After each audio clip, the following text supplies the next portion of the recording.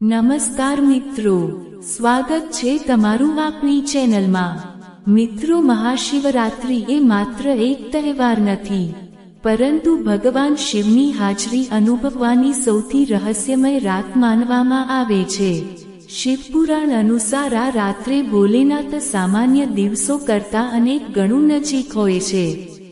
મિત્રો, આજે યુટ્યુબ પર સૌથી વધુ વાયરલ ચાલી રહેલો વિષય છે કે મહાશિવરાત્રિની રાત્રે શિવજી આવ્યા હોવાના સંકેત કયા છે। મિત્રો, બહુ ઓછા લોકોને ખબર છે કે શિવજી આવતા પહેલા કેટલાક અજાયબી સંકેત જોવા અને સાંભળવા મળે છે। મિત્રો, પહેલો સંકેત છે મહાશિવરાત્રિની રાત્રે અચાનક કાનમાં કોઈ અવાજ સંભળાવો, જેમ કે ઘંટડીનો નાદ, શંખનો અવાજ અથવા ઓમ જેવો ધ્વનિ। જો તમને આ પ્રકારનો અવાજ સંભળાય તો શાસ્ત્રો મુજબ તે શિવતત્વની હાજરી દર્શાવે છે। મિત્રો, બીજો સંકેત છે ઘરમાં અચાનક શાંતિ છવાઈ જવી, કોઈ અવાજ ન હોવા છતાં વાતાવરણ ભારે અને પવિત્ર લાગવું। આ સંકેત દર્શાવે છે કે નકારાત્મક શક્તિ દૂર થઈ ગઈ છે। મિત્રો, ત્રીજો સંકેત છે દીવો પ્રગટાવ્યા પછી દીવો હલ્યા વગર લાંબા સમય સુધી જળતો રહે। મિત્રો, આ સામાન્ય વાત નથી।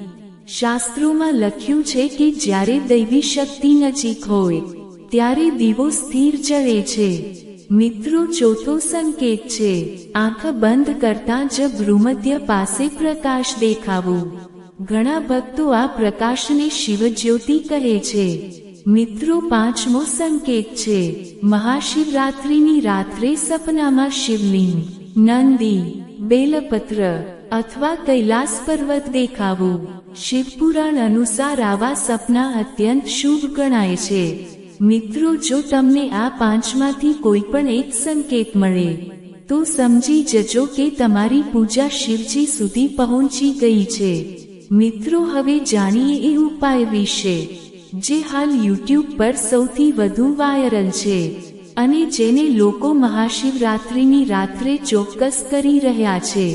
મિત્રો, મહાશિવરાત્રિની રાત્રે 12 વાગ્યા પછી એક શાંત જગ્યાએ બેસો, સામે શિવજીનો ફોટો અથવા શિવલિંગ રાખો, એક ઘીનો દીવો પ્રગટાવો અને દીવા સામે બેસીને 11 મિનિટ સુધી ઓમ નમઃ શિવાય મંત્રનો જાપ કરો।